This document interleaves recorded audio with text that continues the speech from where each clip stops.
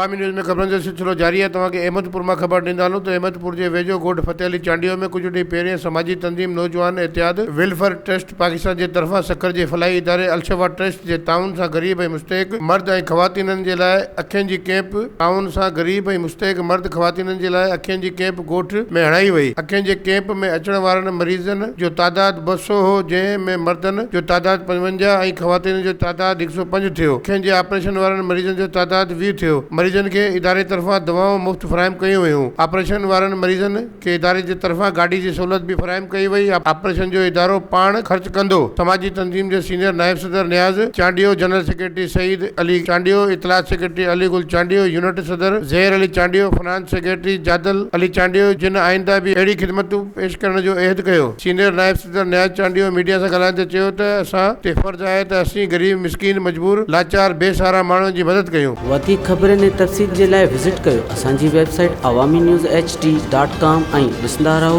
Awami news HD।